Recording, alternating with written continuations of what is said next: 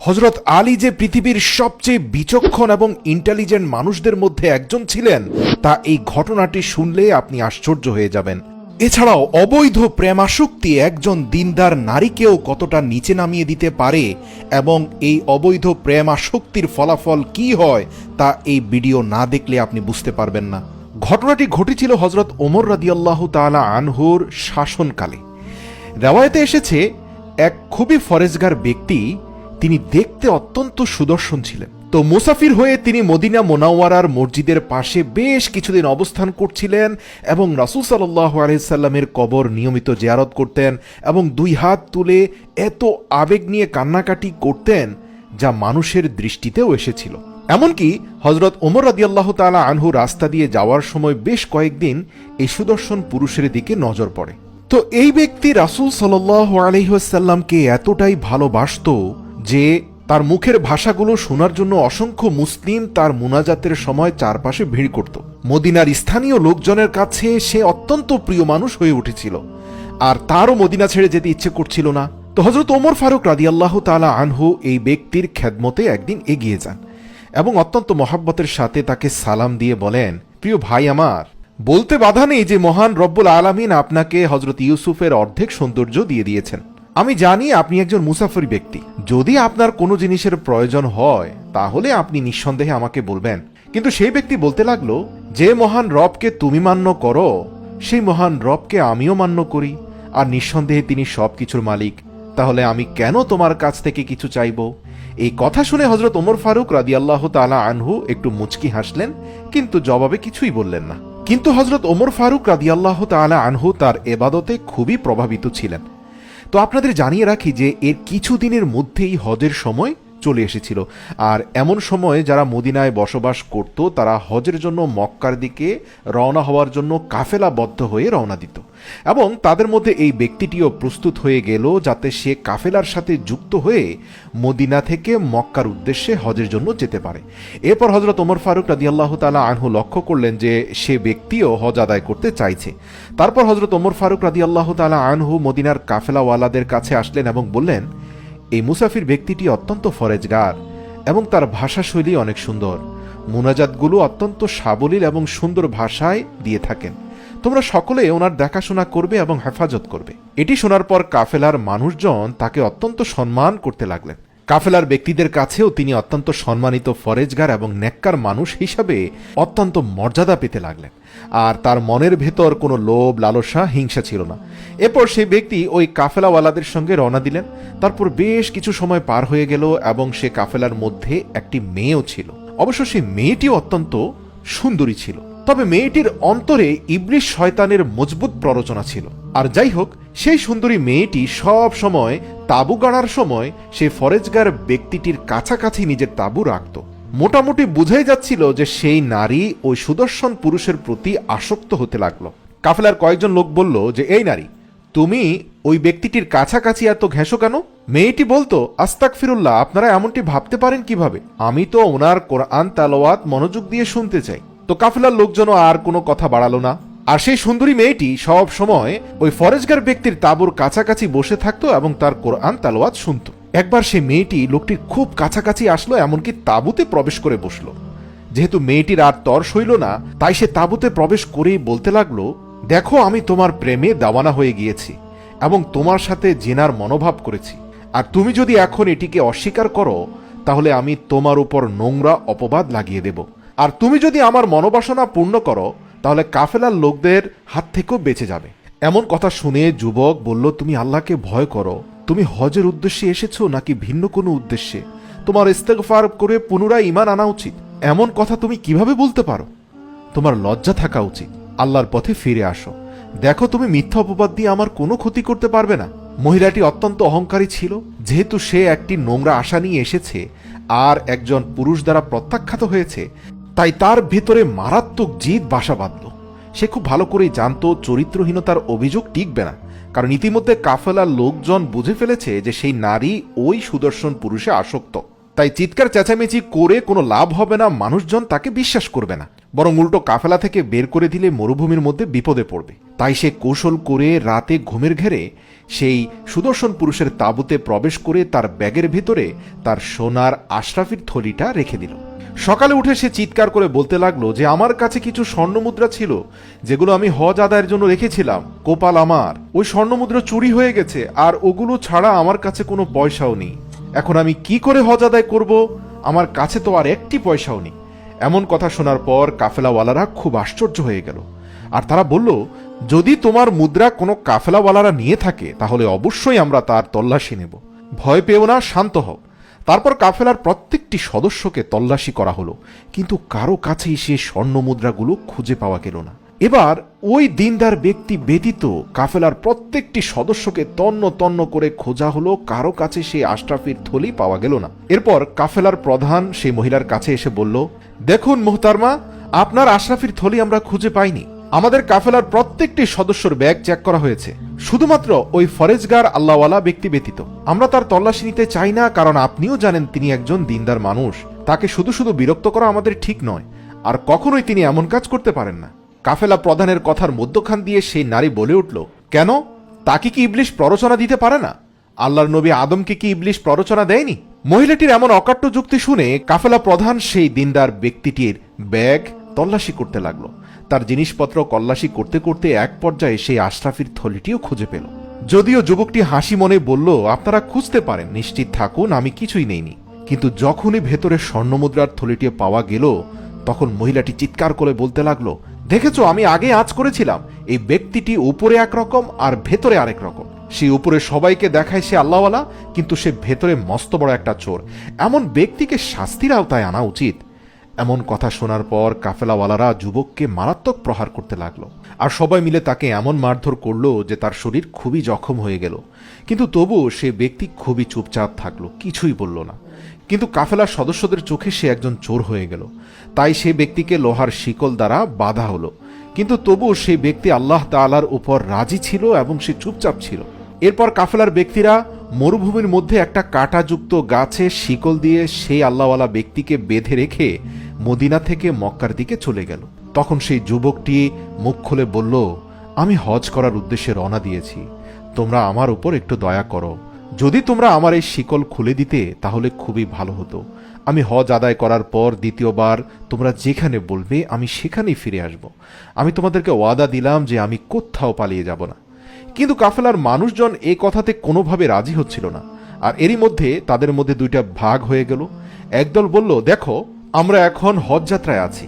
সেই নারীর বক্তব্য কিছুটা সন্দেহজনক, এখনো পুরো বিষয়টা তদন্ত হয়নি। আর যেহেতু একজন হজযাত্রী মানুষ, তাকে হজের পথে বাধা দেওয়াটা শরীয়ত বিরুদ্ধ কাজ।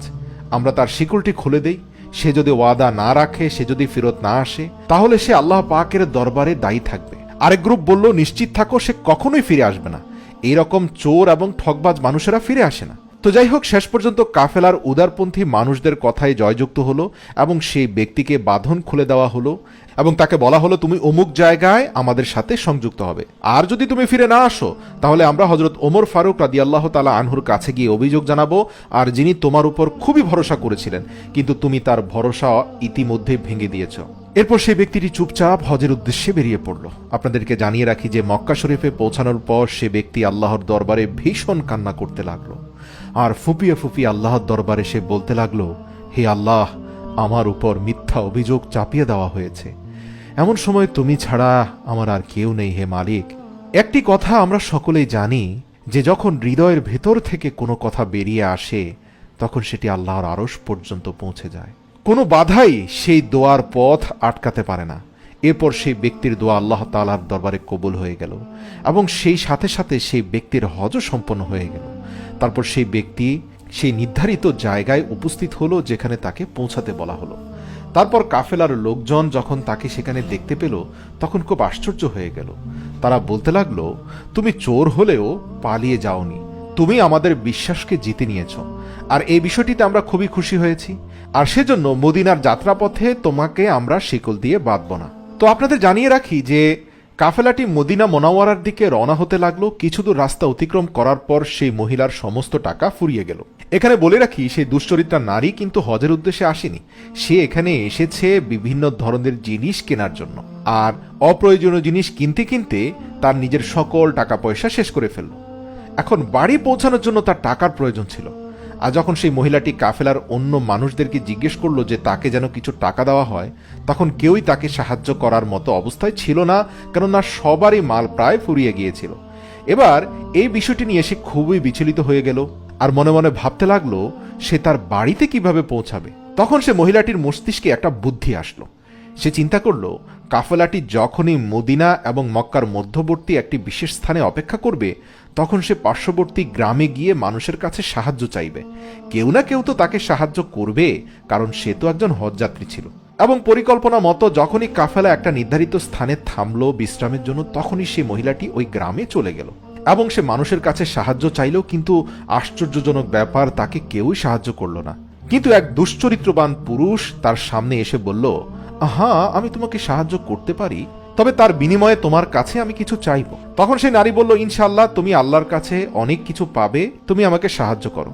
তখন সেই পুরুষ বলল, হ্যাঁ, আল্লাহর কাছে যা কিছু পাবো তা তো পরকালে পাবো, কিন্তু এই দুনিয়াতে তোমার কাছ থেকে আমি কিছু চাই। তখন সেই নারী বলল, তোমাকে দেওয়ার মতো কোনো জিনিস তো আমার কাছে নেই।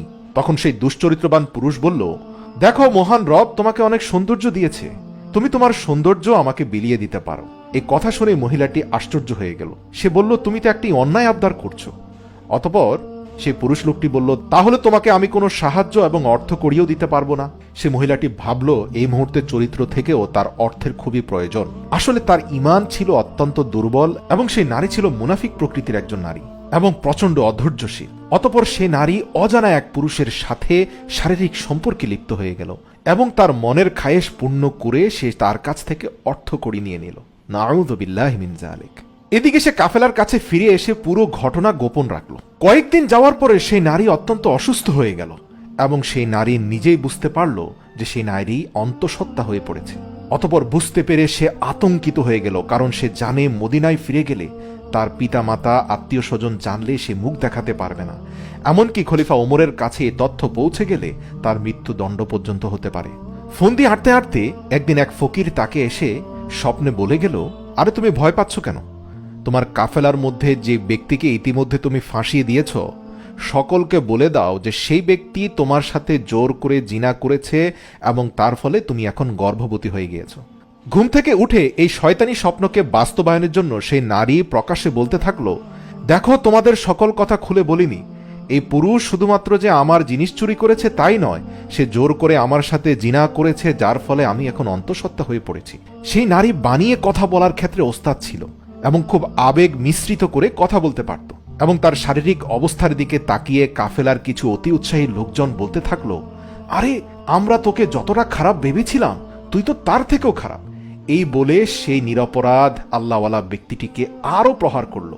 সেই ব্যক্তিটি আগে থেকেই খুব জখম ছিল, কিন্তু যখন দ্বিতীয়বার তার উপর প্রহার করা হলো, তখন সে আরো বেশি পরিমাণে জখম হয়ে গেল। কিন্তু এমন পরিস্থিতিতেও সেই ব্যক্তি খুবই চুপচাপ রয়ে গেল। সে তার মুখ দিয়ে কিছুই বের করল না। সে আল্লাহ পাকের উপর ভরসা রাখল। ইতিমধ্যে কাফেলার মানুষজন তাকে বলতে লাগলো, হযরত ওমর রাদিয়াল্লাহু তাআলা আনহু তোমার উপর কতই না বিশ্বাস রেখেছে, কতই না প্রশংসা করেছে তোমার, আর দেখো তুমি কত নোংরা এবং নীচ মানুষ। আমরা তোমাকে দিনদার ভেবেছিলাম, কিন্তু দিন শেষে দেখা গেল যে তুমি খারাপ চরিত্রের মানুষ।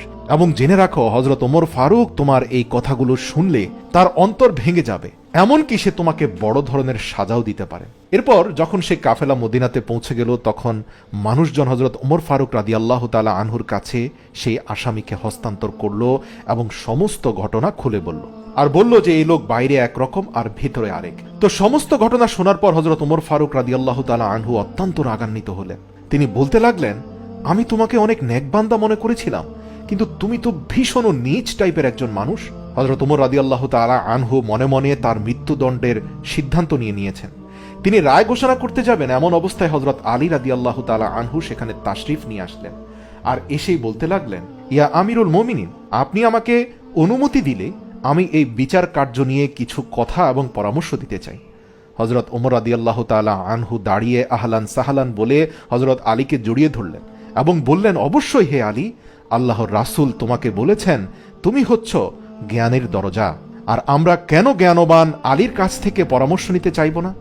হযরত আলী মুচকি হেসে বলল, এই যে ব্যক্তিকে আপনারা দেখতে পাচ্ছেন সে কিন্তু আগের মতোই ন্যাক এবং ফরেজগারি আছে, আর ওই মহিলা যে কিনা এই লোকের উপর আশরাফি চুরির মিথ্যা অপবাদ দিয়েছিল প্রথম দিকে, সে অন্যায় করেছে। এমন কথা শুনে সে মহিলাটি হযরত আলী রাদিয়াল্লাহু তাআলা আনহুকে বলতে লাগলো, হে আলী, আপনি কিভাবে এমন কথা বলতে পারেন? আপনি একজন মুসলিম নারী সম্পর্কে এমন কথা বলতে পারেন না।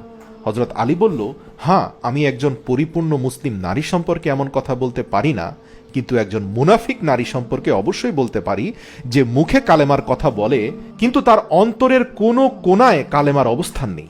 অতঃপর কাফেলার দলপতিকে ডাকলেন, ডেকে হযরত আলী বললেন, আপনি এই নারীর অভিযোগ শুনে তা কি তদন্ত করেছেন? আপনি কি ভালোভাবে বিশ্লেষণ করেছেন? তাদের গতিবিধি পর্যবেক্ষণ করেছেন?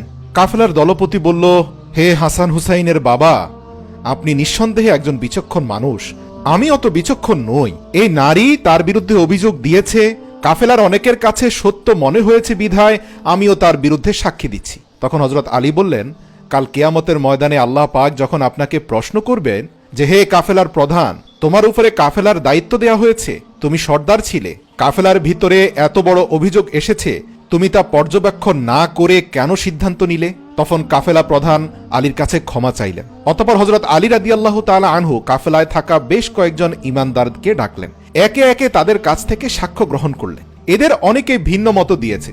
যেমন একজন বলেছে, হে আলী, আমার কাছে এই নারীর গতিবিধি শুরু থেকেই তেমন ভালো ঠেকছিল না।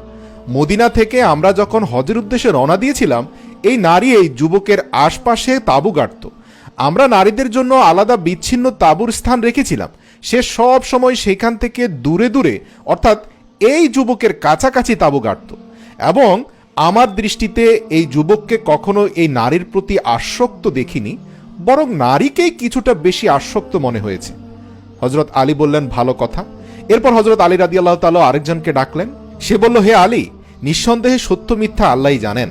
তবে হ্যাঁ, পূর্বের জন যেমনটা বলেছে এটা সত্য যে এই নারীর মধ্যে কিছুটা এই পুরুষের প্রতি আসক্তি আমরা পরিলক্ষিত করেছি। এমনকি আমাদের মধ্যে একজন তাকে নিষেধও করেছে যে সে কেন এই পুরুষের কাছাকাছি তাঁবু গাড়ছে। হযরত আলী রাদিয়াল্লাহু তাআলা আনহু পুনরায় কাফেলার প্রধানকে ডাকলেন। অতঃপর বললেন, ওই নারীর একার সাক্ষ্যের ভিত্তিতে তোমরা সকলেই যে সে নারীর সাথে একাত্মতা পোষণ করেছ, তোমরা কি এই যুবককে একটিবারের জন্য প্রশ্ন করেছ যে সে অপরাধ করেছে কিনা, অথবা সে নিজের মুখ ফুটে কিছু বলেছে কিনা? অতঃপর সকলেই সমস্বরে বলল, হে আলী, আপনি তো একদম সত্য কথা বললেন। এই যুবক শুরু থেকেই চুপচাপ, এমনকি আমরা তাকে এত মারধর করলাম সে একটি কথাও বলল না, আর তাই আমরা ভেবে নিলাম সে নিশ্চয়ই অপরাধী। তখন আলী ধমক দিয়ে বললেন, থামো, কেন তোমরা কোরআনের সেই আয়াত পড়নি? মহান রব্বুল আলামিন পবিত্র কোরআনে বলেছে, যে বিষয়ে তোমাদের ধারণা নেই সে বিষয়ে সন্দেহ পোষণ করা থেকে দূরে থাকো। সেই যুবক কি তোমাদেরকে বলেছে সে অপরাধ করেছে? তখন সবাই বলল যে না, বলেনি। হযরত আলী বলল, সে যেমনটা হ্যাঁ বলেনি তেমন নাও বলেনি, তোমাদের উচিত ছিল আরো ভালো তদন্ত করা। হযরত আলী ঘটনাটা আঁচ করতে পারলেন এবং তিনি কৌশল অবলম্বন করলেন। তখন সেই নারীকে কাছে ডাকলেন। ইতিমধ্যে সেই নারী ভয়ে কাঁপছিল। তারপর হযরত আলী তার দিকে তাকিয়ে বললেন, তুমি কাঁপছো কেন? ঈমানদার কখনোই সত্যের সামনে কাঁপে না, বেঈমানরা সত্যের সামনে কাঁপে। এই নারী, আমি তোমাকে প্রশ্ন করব, একটি মিথ্যা উত্তর যদি তুমি দাও তাহলে এই মুহূর্তে আল্লাহ রাব্বুল আলামিনের আযাব তোমার উপর নাজিল হবে। হযরত আলী ছিলেন অত্যন্ত ক্ষিপ্র। আমরা জানি যুদ্ধের ময়দানেও তিনি একজন বীর সৈনিক ছিলেন। তার সামনে কেউ আসতে ভয় পেত, তাকে শেরে খোদা বলা হতো, আর তার গর্জন আর হুঙ্কারকেও সবাই ভয় পেত। সেই নারীও প্রচণ্ড ভয় পেয়ে গিয়েছিল। আর এমন পরিস্থিতিতে হযরত আলী গুরুত্বপূর্ণ যতগুলো প্রশ্ন করলেন সবগুলোর সঠিক উত্তর দিয়ে দিয়েছিল সেই নারী। হযরত আলী বলেছিলেন, তুমি কি সেই পুরুষের প্রতি আসক্ত ছিলে না? নারী বললেন, জি হুজুর, আমি আসক্ত ছিলাম। তারপর হযরত আলী বললেন, তুমি কি গোপনে তোমার আশরাফির থলি সেই যুবকের সামানের ভিতরে ঢুকিয়ে দিয়েছিলে না? এর উত্তরে সে নারী বলল, জি হুজুর, আমি এই গুনাহ করেছিলাম। দেখো, এর পরের প্রশ্নগুলোর উত্তর সঠিক না দিলেই কিন্তু তোমার সাথে ভয়ঙ্কর কিছু ঘটে যাবে। এদিকে সেই নারী প্রচন্ড কাঁপছিল, যেন মনে হচ্ছিল যে এই মুহূর্তে তার উপর আযাব নাজিল হবে। পুরো ঘটনাটা দেখতে লাগলো অসংখ্য মানুষ, কাফেলার লোকজন, এমনকি খলিফা ওমর। ইতিমধ্যে খলিফা ওমরের চোখও অশ্রুসিক্ত হয়ে গেল, যেন হযরত আলীর সামনে নিজেই কিছুটা লজ্জিত হয়ে গেলেন। তারপর হযরত আলী রাদিয়াল্লাহু তাআলা আনহু বলল, সত্য করে বলো, তোমার গর্ভের সন্তানটির আসল পরিচয় কি? তখন সেই নারী সত্য সত্য সকল কথা বলে দিল। আর এমনই করে হযরত আলী রাদিয়াল্লাহু তাআলা আনহুর বিচক্ষণতা এবং ইন্টেলিজেন্স পাওয়ার দিয়ে সেই অজানা সকল তথ্য রহস্য মানুষের সামনে প্রকাশ করে দিলেন। যারা এই ব্যক্তিটিকে শয়তান বলেছিল তারা সকলে এসে তার পায়ে পড়ে ক্ষমা চাইল। আসল শয়তান ছিল সেই মহিলাটি। অতঃপর হযরত আলী রাদিয়াল্লাহু তাআলা আনহু সেই নারীকেও তওবা করার জন্য বললেন এবং হযরত ওমর রাদিয়াল্লাহু তাআলা আনহুকে পরামর্শ দিলেন শরীয়ত মোতাবেক তার শাস্তির ব্যবস্থা করা হোক। অতঃপর সেই নারীর সামনে প্রকাশ্যে সকলকে বললেন, মিথ্যা ইশক মানুষকে অন্ধ করে। মনে রেখো, বিবাহ বহির্ভূত যে কোনো প্রকার প্রেম ভালোবাসা মানুষকে অন্ধ করে দেয়, আর এর পরিণতি ভালো মানুষকেও খারাপ করে। এই নারী অতীত জীবন এত খারাপ ছিল না, কিন্তু এই সুদর্শন যুবকের প্রতি তার প্রেমাসক্তি তাকে 1 মাসের মধ্যে এত অধপতনে নামিয়ে দিয়েছে। যেমন অধপতন হয়েছিল জুলেখার শুধুমাত্র ইউসুফের প্রতি প্রেমাসক্তির কারণে। অতঃপর হযরত ওমর রাদিয়াল্লাহু তাআলা আনহু বললেন, যাও এর উপরে মাটি ঢেলে দাও আর তারপর ইসলামী শরীয়ত মোতাবেক তার শাস্তি কার্যকর করো।